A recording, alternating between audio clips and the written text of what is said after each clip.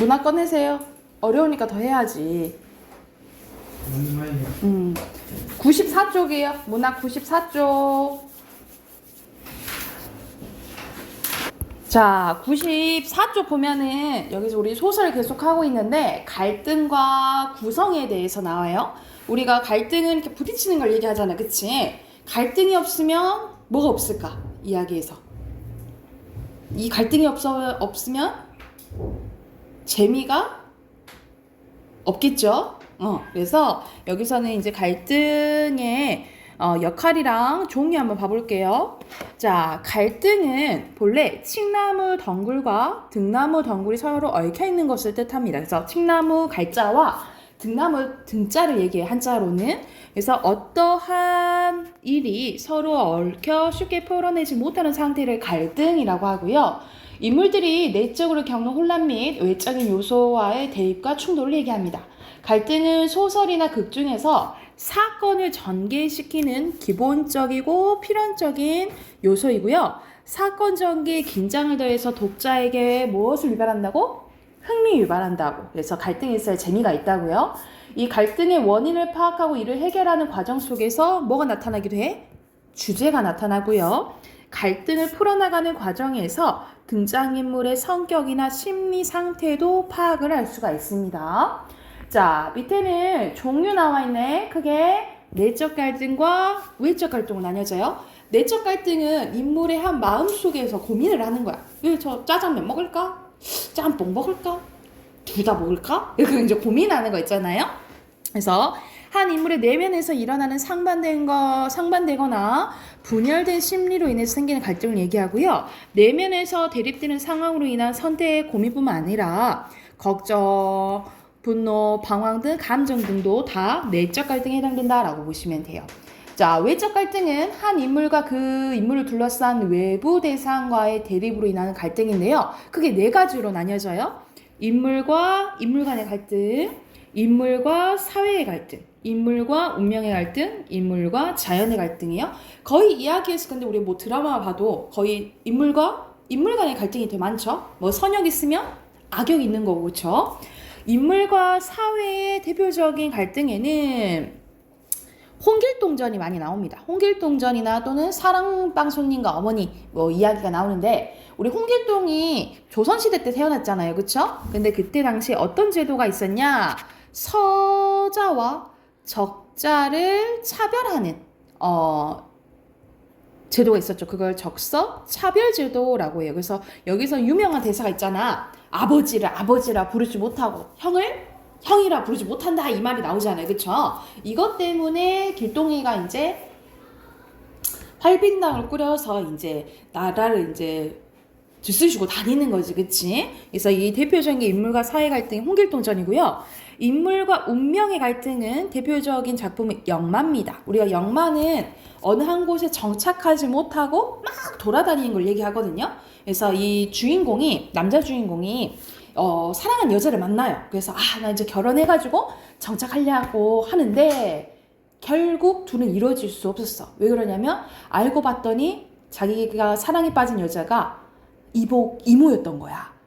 그래서 결국 헤어지고 막 떠돌게 되면서 끝나게 되거든요. 그래서 결국 인물과 운명의 갈등에서 누가 이겨버린 거야? 운명이 이겨버린 거겠지, 그치? 또 인물과 자연의 갈등입니다. 뭐 예를 들어서 나는 평안하게 살고 싶어. 근데 갑자기 막 지진이 막 날 수도 있고 홍수가 막 생길 수도 있고 아니면 우리 영화 부산행처럼 갑자기 좀비 바이러스가 막 이렇게 퍼질 수도 있잖아요. 그치?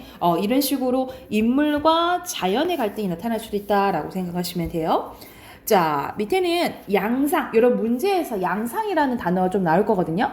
양상은 갈등이 전개되는 모습과 강도를 얘기해요. 그러니까 갈등 모습이 어떠냐? 이렇게 생각하시면 돼요. 그래서 갈등의 시작, 발전, 해소 단계를 파악할 수 있는데 고조는 점점점 갈등이 높아지거나 무르익는 상태를 의미하고요. 첨예는 막 날카롭고 격한 상태를 얘기해요. 그래서 첨예한 갈등은 완전 극단적인 거를 얘기하는 거고 해소는 말 그대로 해결된 걸 얘기를 하겠죠. 그러면 이에 해당되는 연습하기 문제 한번 봐볼게요. 1번 봐볼게. 갈등은 인물들이 겪는 내적, 외적인 빈칸은 대립이에요. 대립과 충돌을 의미하고요. 갈등은 빈칸 사건 전개의 기본적인 요소로 이를 해결하는 과정에서 등장인물의 심리는 나와 있네. 성격이나 심리를 알 수 있다라고 보시면 되겠죠. 썼죠? 자, 밑에는 김정환의 사하촌이라는 소설 일부분이 나와 있는데 여기서는 이제 부조리한 농촌 현실에서 농민들끼리 지금 약간 이제 갈등하는 모습이 나온다라고 보시면 되는데 내용 한번 봐볼게요. 우르르 쇠 하면서 이글이글 달아있는 폭양 아래 난데없는 홍수 소리다. 물벌레 고기 새끼가 죄다 말라져 죽고 땅거미가 줄을 치고 개미떼가 장에 버렸던 붓도랑에 둔덕이 넘게 벌거 황토불이 우렁차게 쏟아져 내린다.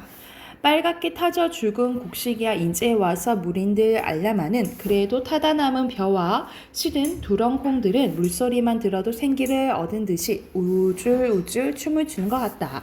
행길 양 옆을 흘러가는 붓도랑 가에는 흰옷, 누른옷, 검은 검정 치마가 미친 듯이 부산하게 떠들며 오르내린다.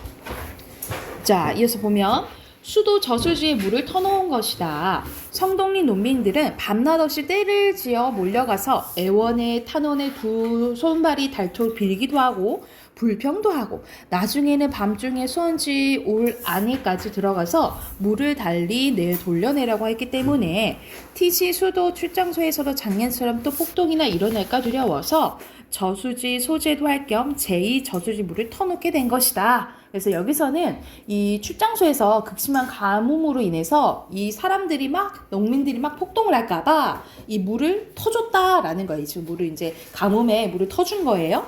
유아독존 식으로 날뛰는 절 사람들의 세도에 눌려 흘러오는 물조차 맘대로 못된 고서방은 마침내 딴에 큰 맘을 먹고 자기 놓은 물꼬를 조금 더 터놓았대요. 그러자 그걸 본 한 양반이 빽 소리를 내지르며 달려왔다. 오더니 왜 또 손을 대요? 인제 물도 다 대고 하니 나 좀 대야죠.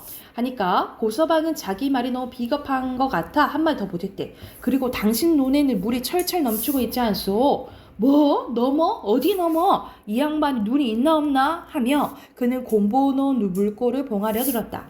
안 돼요. 곰보는 물꼬를 아까보다 더 크게 열면서 위에 있는 눈을 한번 적시지도 못하게 하고 아래 눈만 두렁이 넘게 물을 시키려는 건 너무 심하지 않소? 뭐? 그렇게 노래 보면 어쩔 때 해요? 하면서 여기서는 지금 고서방이랑 그 양반이 물 대는 거 가지고 농민들끼리 싸우는 장면이 나왔다라고 보시면 돼요. 밑에 보면은 농민들과 티시 수도 출장소에 갈등이 일어나는데 이거는 인물과 자연의 갈등 아니겠죠? 뭐 인물과 인물에 볼 수도 있겠고 크게 보면 인물과 사이지만 자연은 아니겠지, 그치? X고 그리고 고서방과 양반이 갈등하고 있는 거 맞죠? 그쵸? 자, 넘겨서 한 장 더 해볼게요. 96쪽 가봅니다. 자, 여기서는 이제 소설의 구성 나옵니다. 소설의 주제를 효과적으로 나타내기 위해서 여러 요소를 짜임새 있게 배열해 놓은 것을 구성이라고 하는데 구성은 인물이 작품 속에서 겪는 갈등의 영향을 받아서 완성이 돼요. 여러분, 소설의 3요소가 뭐였지? 소설의 3요소. 우리 보통 하고 싶은 말이 있어야 될 거 아니야, 그치? 소설의 3요소. 이건 인물은 구성의 3요소예요. 그러면 하나가 구성이겠지, 그치? 또 소설의 3요소예요, 소설의 3요소. 하고 싶은 말. 우리 맨날 뭐 파악하잖아. 그렇지, 주제. 그리고 하나 더. 이거는 저번 시간에 했는데 작가마다 쓰는 스타일이 다르다고 했어요. 그게 뭘까요? 서술, 대화, 묘사에 따라서 이게 달라져요. 우리 작가마다 쓰는 스타일이 달라져? 뭘까요?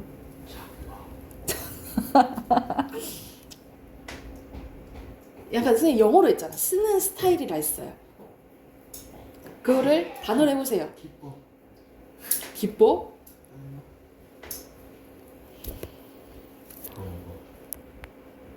그래.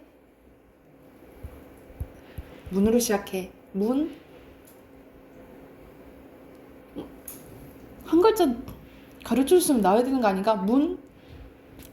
문체예요. 문체.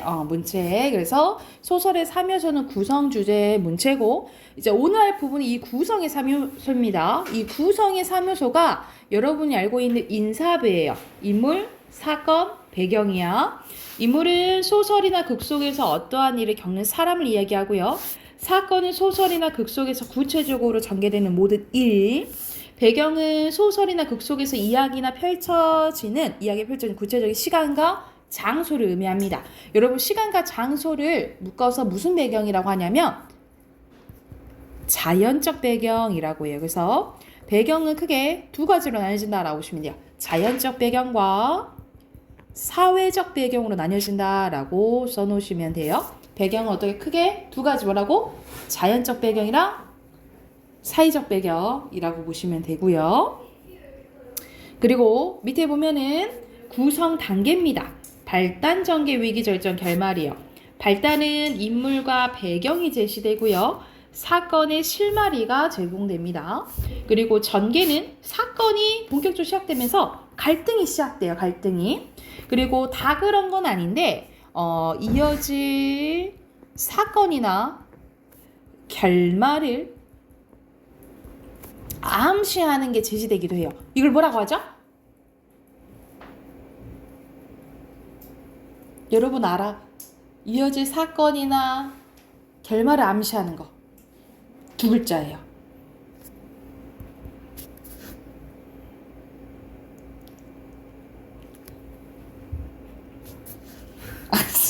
웃지 말고 기억 안 나? 정민이 기억 안 나요?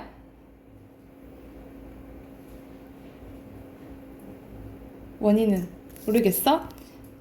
복선이에요.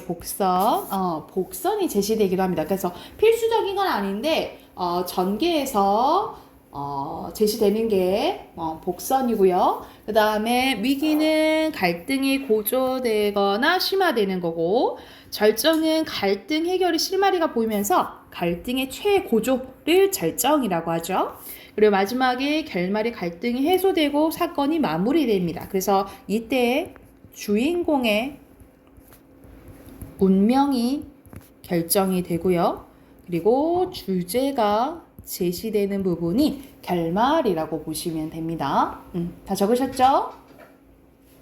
자, 밑에는 사건의 구성 방식입니다. 중심 사건 수에 따라서는 여러분 단일 구성과 복합 구성으로 나뉘어지는데, 단일 구성은 하나의 중심 사건으로 이야기를 구성하는 것으로 주로 짧은 단편 소설에서 사용되고요. 복합 구성은 두 가지 이상의 사건이 얽혀 이야기를 구성하는 것으로 보통 긴 장편 소설에 사용됩니다. 그래서 우리 예를 들어서 주말 드라마 생각해보면 주말 드라마는 그런 거 나오잖아요. 삼형제 이야기에서 첫째 이야기, 둘째 이야기, 셋째 이야기 막 이렇게 따로따로 막 보여주잖아요. 그런 것들이 복합 구성이라고 생각을 하시면 되겠죠. 그리고 시간적 순서에 따라서는 여러분이 알고 있는 우리의 시간 순으로 진행된 우리 순행적 구성이라 하지, 그치? 같은 말로 평면적 구성. 그리고 시간의 순서를 바꾸어서 진행하는 것. 보통 과거 회상이 많죠. 그렇죠? 이거는 역순행적 구성이고 같은 말로 입체적 구성이라고 보시면 되겠죠. 그래서 시간의 순서에 따라서는 평면적, 입체적 기억하시면 되고요. 여러분 액자식 구성은 외부 이야기 속에 내부 이야기에 들어가 있는 구성을 액자식이라 하거든요. 그래서 내부 이야기가 있고 외부 이야기가 있어서 그 모양이 액자 같다고 해가지고 액자식 구성이라 합니다. 그래서 겉의 이야기를 외화, 외부 이야기, 안에 있는 것을 내화, 그래서 내부 이야기를 하는데, 여기서는 외화와 내화의 서술자가 다른 경우가 많다라고 보시면 돼요. 그래서 예를 들어서 원이랑 나랑 막 이야기하고 있는데, 원이야 그 얘기 아니? 어떤 얘기요? 어떤 얘기냔 말이야? 하면서 딴 얘기로 이렇게 넘어갈 때 있잖아요. 그치? 이런 게 보통 액자식 구성이라고 보시면 되고, 보통 내부 이야기가 핵심 내용이 되는데, 그래서 그 대표적인 게 환문구조입니다. 여러분 환문구조는 보통 고전소설에서 많이 나오거든요. 그래서 현실 나왔다가 꿈 내용 나왔다. 꿈에 거의 이제 주제가 나와 있는 거예요. 또 현실로 돌아오는 이런 걸 환문구조라고 하거든요. 그래서 이것도 대표적인 액자식 구성이라고 기억을 해두시면 돼요. 액자식 구성이에요. 자, 그리고 네 번째는 일대기족 구성 나와 있네. 일대기족 구성은 태어났을 때부터 죽을 때까지를 쭉 다루는 걸 일대기족 구성이라고 해요. 그래서 보통 고전 소설에서 영웅 소설에서 나온다라고 보시면 되겠죠. 그래서 일대기족 구성이면 당연히 순행적 구성이라고 생각하면 되겠지. 그래서 고전 소설이 다 순행적이잖아요, 그치? 그리고 앞에서 우리 배웠던 의식 흐름 기법에 따라서 또 구성될 수 있다라고 보시면 되겠죠. 우리가 의식의 흐름에 따라서 막 행동한다 하잖아요, 그치? 마찬가지로 소설에서도 마찬가지예요. 생각나는 대로 쭈루룩 쓰는 거라고 생각을 하시면 돼요. 아시죠? 준서야, 점점 눈에서 힘이 없어지거든요.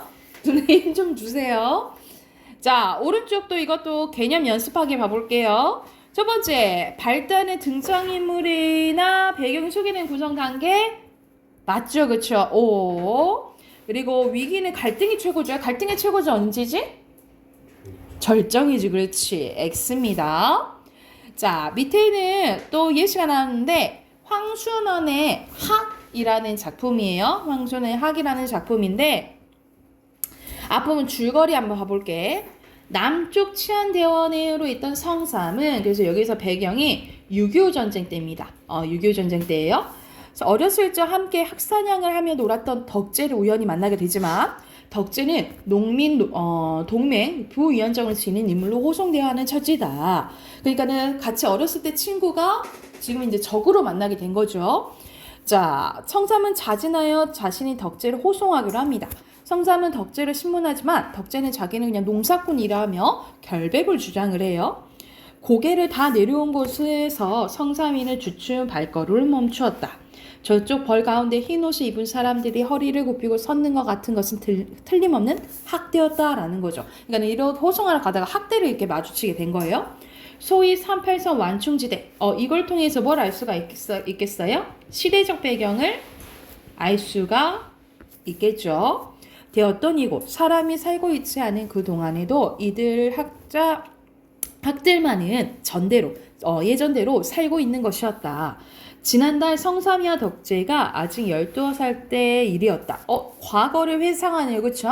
이걸 통해서 역순행적 구성인 것을 알 수 있겠지. 그치?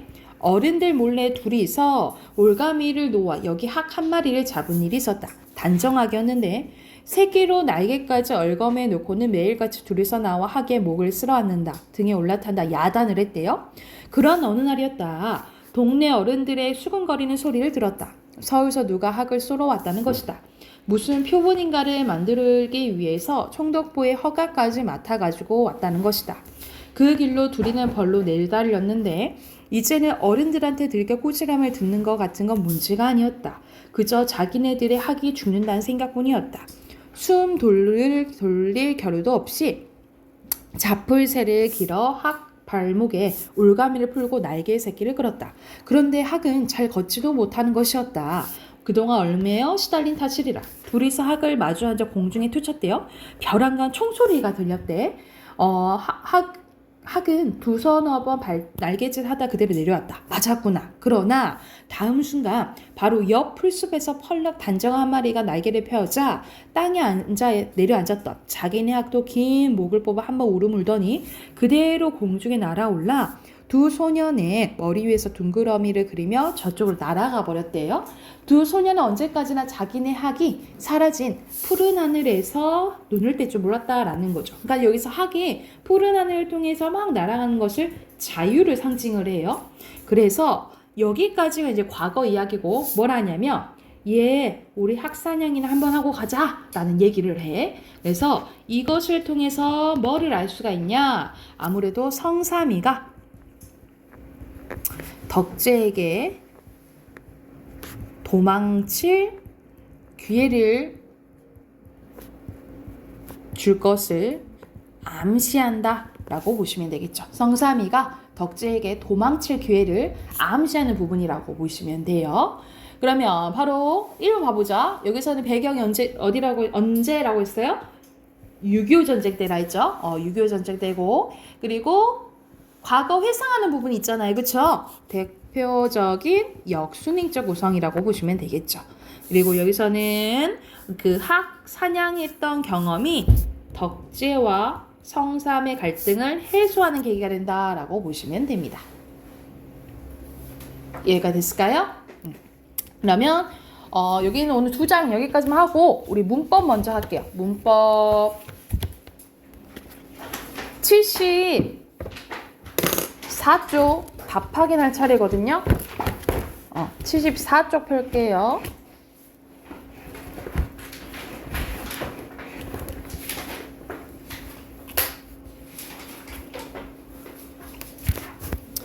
자, 74쪽 답 확인하고 그 다음 거 진도 조금 나갈게.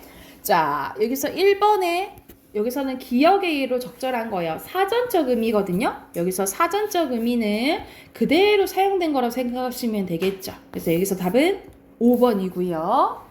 그리고 2번에 걸다에 알맞지 않은 거야. 1의 걸다는 흙이나 거름 따위가 양분이 많다. 액체 따위가 내용이 많고 진하다. 그리고 자물쇠 문고리 채우고 우리 걸다 있잖아요. 자물쇠 걸다 이렇게. 그리고 기계 따위가 작동하도록 준비하다. 여기서 관련 없는 것은 5번이에요. 계약금은 걸고는 돈과 관련된 거잖아. 근데 돈과 관련된 거 안 나와 있죠. 그쵸?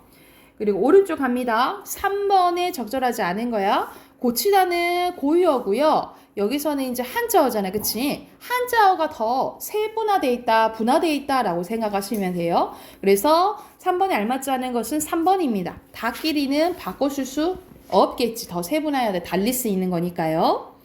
그리고 4번에 적절한 거 가볼게. 여기서 적절한 것은 1번이고요. 옆에 5번 적절한 겁니다. 봐봐. 기억 보면은 여러분 중심적 의미야. 그리고 우리가 보통 다리 하면은 사람 다리 생각나잖아. 그런 것처럼 생각나는 게 중심적 의미. 추상화된 거는 추상한 건 눈에 보이는 거 안 보이는 거야? 안 보이는 거잖아. 그럼 봐봐. 물이 낮은 곳. 중심적 의미 맞죠? 성공할 가능성이 크대. 이건 추상적인 거지. 최대한 넓게. 공간적인 거. 내 좁은 소견. 추상적인 거죠. 작은 힘. 추상적인 거야. 이렇게 하면 돼. 그 리은은 최상적인 거 찾은 거예요. 간신도가 낮다. 맞죠? 기쁨이 크다. 맞죠? 도로 폭이 넓은 거. 이건 공간적인 거죠. 마음이 좁아서. 맞죠? 운동장인 거는 공간적인 거죠. X. 이렇게 하면 되겠지. 그치? 그래서 알맞은 것은 1번이에요. 자, 밑에 핑크 채워보자. 첫 번째 거 공간. 그 다음에 추상화. 그 다음에 중심적. 그 다음에 주변적입니다. 핑크 하나 채웠을까요?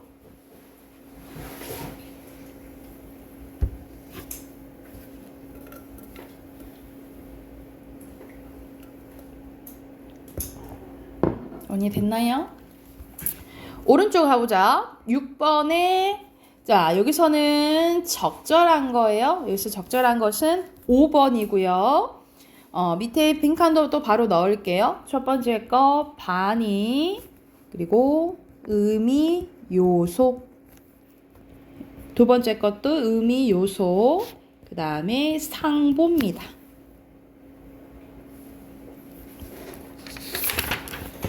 자, 뒤로 넘겨서 바로 또 핑크 넣어 볼게요. 1번에 상이요. 하이요. 그 다음에 공하이요. 그리고 비, 양리, 수컷, 그리고 상보적, 단위 넣으시면 돼요.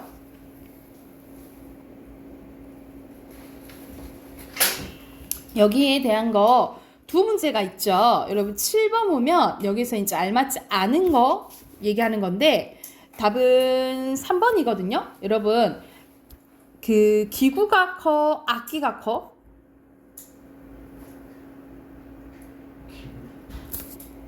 악기가 커, 북이 커? 악기가 크죠. 그쵸? 그래서 원래는 더 작은 게 큰 걸 함의하고 있는 거예요. 그 하이어의 의미가 하이어가 상이어 의미를 다 함의하고 있는 거예요. 그래서 여기서는 두 개 다 바뀌었다 라고 보시면 돼요. 7번에 3번이고요. 그리고 8번에는 기역과 니은을 만족시켜야 되는데 비양립이어야 되고 상보적 반의 관계가 있어야 돼요. 여러분 반의 관계를 고르면 여름의 반대는 뭐야? 겨울이지, 그치? 그리고 북극 반대 남극이죠, 그쵸? 그러면 B, C, A, E 이걸 두 개 고른 사람이 있는데 근데 비양립이어야 돼요. 여름과 겨울이 있으면 또 뭐도 있어? 봄? 가을도 있잖아, 그치? 이거 그 외에도 있죠. 그럼 이건 비양립이 아니는 거야. 비양립은 BC에만 해당되는 얘기죠. 그래서 1번입니다. 1번 고르시면 돼요. 자, 넘겨봅시다. 여러분 넘겨보면 또 익숙한 게 나와. 우리 시험 대비 때 많이 했었던 문장 성분 나오거든요. 자, 여러분 선생님이 이제 항상 얘기를 하면 문법을 최대한 해놓고 고등을 가셔야 돼요, 여러분. 왜냐면 가장 기본적인 게 여러분 고등학교 때는 여러분 중학교 때 안 나온 것들이 계속 나와요. 했던 것도 나오지만 안 나온 것도 계속 나와. 그래서 기본적으로 여러분이 알고 있어야 되는 게 의문. 선생님이랑 의문 있잖아. 많이 외웠죠? 자음과 모음 많이 외웠잖아. 그치? 그 의문과 품사와 그리고 문장 성분이 제대로 되어 있어야 돼요. 이것이 제대로 돼 있으면 문법 문제가 참 쉬워요. 여러분 모의고사 문제에 문법 문제가 5문제 나오거든요. 이 5문제는 그렇게 어렵진 않아요. 그렇게 어렵진 않은데 어떤 게 어렵냐면 여러분 이제 고등학교 가게 되면 내신 볼 때 있죠. 내신 봤을 때 문법 문제가 어렵고 좀 또 구체적으로 나와요. 그래서 여러분 이제 내신 점수도 따야 되고 또 모의고사도 봐야 되고 수능도 나중에 봐야 되잖아요. 그치? 그러려면 요게 제대로 되어 있어야 된다라고 생각을 하시면 돼요. 자, 그러면 78쪽 한번 봐볼게요. 첫 번째 문제 문장 성분 나와 있는데 자, 78쪽 한번 봐볼게요. 78쪽. 여기서는 문장 성분입니다. 문장 성분은 문장에서 어떠한 역할에 따라서 나누는 걸 생각하면 돼. 이거를 확실히 해두셔야 돼요. 자, 먼저 문장입니다. 문장은 생각이나 감정을 완결된 내용으로 나타내는 최소의 언어 형식이에요. 그래서 의미상으로 완결된 내용을 갖추고 형식상으로 문장이 끝났음을 나타내는 표지가 있어야 돼. 그래서 말 그대로 우리 맞춤표 딱 찍잖아, 그치? 맞춤표가 사용되거나 느낌표가 사용되거나 뭐 이런 식으로 표지가 있어야 되고요. 그리고 어절, 구, 절이 문장을 구성하는 기본적인 단위라고 보시면 됩니다. 여기서 왼쪽 여러분 봐볼게. 어절, 구, 절이라고 나와 있는데 우리가 어절은 사실상 단어랑 좀 합쳐지는 거라 생각하면 되는데요. 문장을 구성하고 있는 각 단위의 마디로 문장 성분의 최소 단위이며 띄어쓰기 단위와 일치하는 걸 어절이라고 합니다. 그래서 우리 문제에서 그런 말 나오잖아. 3어절로 쓰시오, 2어절로 쓰시오 나오잖아. 그치? 그거는 이제 띄어쓰기 단위라고 생각을 하시면 돼요. 그러면 저 강아지는 매우 귀엽다. 이건 몇 어절이야? 응? 몇 어절이야? 하나, 둘, 셋, 넷. 4어절이죠. 그쵸? 이렇게 보시면 되고요. 구는 더 큰 개념이에요. 둘 이상의 어절이 모여서 하나의 단어와 동등한 기능을 하는 단위로 구 자체 내에선 주어와 서술어가 없어요. 그래서 이렇게 나누면 이거를 주어 구라고 하고 이 서술 하는 구라고 보면 되는데 뭐 주어 부, 서술 부라고 또 많이 써. 사실 구라는 거는 우리 국어에서는 많이는 잘 안 써요. 근데 우리 영어에서는 많이 쓰지. 뭐 동사구, 뭐 형용사구 많이 쓰죠. 그쵸? 그리고 주어와 서술어는 갖고 있지만 독립적으로 쓰이지 못하고 다른 문장의 한 성분을 쓰이는 것을 절이라고 합니다. 그래서 절을 잘 보셔야 돼요. 절은 주어와 서술어는 갖고 있어. 근데 완전히 끝나지 않은 걸 절이라고 해요. 그래서 이렇게 점점 커진다라고 보시면 돼요.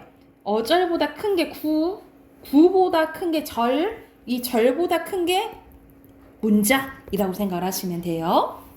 그러면 문장 성분 먼저 가볼게요. 문장 성분은 문장 안에서 문장을 구성하면서 일정한 문법적 기능을 하는 부분을 얘기하거든요. 그래서 하는 역할에 따라서 나누는 걸 생각하면 돼, 문장에서. 그래서 크게 주성분은 문장에서 꼭 필요한 성분, 부속 성분은 주성분을 꾸며주는 거, 독립성분 혼자 쓰이는 거라고 생각하시면 되겠죠. 먼저 주성분이 나와 있네. 주성분은 문장을 골격히 이루는 필수 성분, 문장에서 꼭 필요한 성분을 주성분이라고 보시면 돼요. 그래서 크게 네 가지가 있어요. 주어, 서술어, 목적어, 보어. 먼저 주어입니다. 주어는 동작, 상태, 성질의 주체가 되는 부분이에요. 그래서 누가, 무엇이에 해당됩니다. 그래서 어떻게 형태로 나눠지냐면 이렇게 세 가지 형태로 나타날 수가 있어. 우리가 체언은 뭐야? 체언은 뭐니? 명사, 대명사, 수사 얘기하죠? 여기에 주격조사가 붙어요. 주격조사 대표적으로 이가, 깨서, 에서예요. 이 에서는 단체를 나타낼 때, 이렇게 삭교해서 단체를 나타낼 때 붙는 주격조사라 생각하시면 되고, 보통 주격조사 이가 생각하시면 돼요. 이가. 또는 보조사가 붙어요. 은는 도만. 그래서 보통 은는 이가가 붙으면 주어라고 하잖아. 그치? 근데 은는은 보조사예요. 아니면은 아예 생략되어 있는 경우도 있다라고 보시면 됩니다. 그래서 이렇게 해서 주어가 만들어질 수 있고, 서술어는 주어의 동작이나 상태 성질을 서술하는 문장 성분입니다. 그래서 세 가지가 있어요. 어찌하다, 어떠하다, 무엇이다. 우리가 어찌하다는 행동이잖아. 그치? 그럼 품사가 뭐가 와야 돼? 뭐냐? 움직임이니까 품사가 뭐가 와야 돼? 어찌하다는 움직임이니까 품사. 아니 품사. 사로 끝나야겠죠. 동사가 와야 되는 거고, 어떠하다는 상태의 성질이니까 뭐가 와야 돼요? 형용사. 그치? 형용사가 와야 되는 거고, 무엇이다는 말 그대로 이다. 우리 이다를 뭐라 부르지? 서술격 조사 이렇게부터 부르죠. 그래서 서술어에는 세 가지가 온다고. 뭐? 동사, 형용사, 서술격 조사 이다가 온다라고 보시면 되겠죠. 그래서 여기서는 또 나타내는 게 나와 있죠. 동사, 형용사 올 수 있고, 서술격 조사 이다 올 수 있고, 오히려 생략될 수도 있고, 아예 서술절이 올 수도 있다라고 생각하시면 돼요. 자, 목적어입니다. 목적어는 서술의 동작 대상이 되는 문장 성분이에요. 그래서 누구를, 무엇을이야. 그래서 목적격 조사 을일이 붙습니다. 정민아, 을일 붙으면 목적어지, 목적어. 이제 잊어버리면 안 돼, 알겠지? 을일이고, 이것도 보조사가 붙는 경우가 있어요. 그래서 이렇게 예시문에 우리 차도 마실까? 라고 얘기를 했을 때 차도가 뭘까? 할 수 있어. 근데 을르를 넣어봐. 을르를 넣어서 말이 되면 목적어인 거예요. 우리 차를 마실까? 말 되잖아. 그치? 이러면 목적어라고 생각하시면 될 것 같아요. 이것도 마찬가지로 생략이 될 수도 있고요. 오히려 보조사와 목적격 조사 결합돼서 나타날 수 있다라고 생각하시면 돼요. 근데 을을 기억하시면 될 것 같아요. 을을. 그리고 보어는 보충해주는 말이야. 주어와 서술어만으로는 완전히 하지 못한 문장에서 그 불완전한 곳을 보충하는 문장 성분입니다. 그래서 이거는 서술어 되다, 아니다 앞에서만 나타나요. 어디 앞에서만 나타난다고? 되다, 아니다 앞에서만 나타나. 이건 좀 외워두셔야겠죠. 되다, 아니다 앞에서야. 자, 되다, 아니다 앞에서에 뭐가 붙냐면 이가가 붙습니다. 이걸 보격조사라고 해요. 선생님, 이가는 아까 전에 주격조사였잖아요. 라고 했지, 그치? 그런데 똑같이 형태는 똑같아요. 근데 어디 앞에서만? 되다, 아니다 앞에서만 오는 게 뭐라고 생각하면 돼? 보어라고 생각하시면 되겠죠. 예은이가 되었다. 그럼 부족하잖아, 그치? 반장이가 필요하겠죠. 그리고 그가 아니다. 선생님은 아니다. 이렇게 보충해주는 말을 뭐라 한다고? 보어라고 한다고. 그래서 어디 앞에서만 되다, 아니다, 앞에서만 뭐 하라고요? 보어라고 생각하시면 돼요. 그래서 주성분 네 가지입니다. 주어, 서술어, 목적어, 보어 이렇게 보시면 되고, 여러분 왼쪽 잠깐만 봐볼게. 왼쪽 여기 잠깐 봐보면 서술어의 자릿수가 나와 있거든요. 이 자릿수가 뭐냐? 필요로 하는 서술의 종류에 따라 필수적으로 요구하는 문장 소문의 개수를 서술의 자릿수라고 해요. 그럼 한 자리 서술어는 주어만 필요한 거고, 두 자리 서술어는 주어 플러스 목적어나 보어, 부사어가 필요한 거고, 세 자리 서술어는 주어, 목적어, 부사어 다 필요한 거라고 생각하시면 돼요. 예를 들어서 여러분 먹다는 몇 자리 서술어일까? 먹다. 문장을 만들어봐. 먹다. 나는 빵을 먹었다. 이렇게 되겠지, 그치? 그럼 몇 자리 서술어야? 예, 세 자리야? 두 자리. 나 주어랑 목적어가 필요하잖아, 그치? 그러면 주다는 나는 원희에게 빵을 주었다. 요게 몇 자리 서술어겠어? 요게 세 자리 서술어가 되겠죠. 왜냐면 주어, 부사, 목적어 다 나오잖아. 그쵸? 이게 서술어의 자릿수라고 생각하시면 돼요. 이해됐을까요? 그러면 옆에 79쪽 있죠? 79쪽 바로 풀어볼게요. 풀어보고 답 확인 한번 해봅시다. 답 확인 해볼까요, 같이? 여기서는 문장 분석 다 하라는 거거든요. 여기서는 민지는 주어, 국어를 목적어, 좋아한다, 서술어예요. 여기서는 주어 찾으면 나는, 너, 민수가 어머니께서 쓰시면 되고요. 그리고 여기서는 물이 막다에서는 막다가 서술어 맞지요. 그리고 팔린다는 여러분 가방이 팔린다는 거잖아, 그치? 여긴 주어만 필요하니까 한 자리 서술어예요. X고 모범생이다는 체험 플러스 서술격 조사 맞죠? 옵니다. 목적어 숙제를 다 했어. 너만 떡볶이를 쓰시면 되고요. 밑에 보어는 되다, 아니다, 앞에서만 보어라고 했지요. 옆에 주성문 써볼게요. 기억에서는 동생이 사진을 찍었다 쓰시면 되고요. 언니는 대학생이 되었다 쓰시면 돼요. 그래서 여기서 주어는 동생이, 언니는, 서술어는 찍었다, 되었다, 목적어는 사진을, 보어는 대학생이 이렇게 쓰시면 되겠죠. 그죠?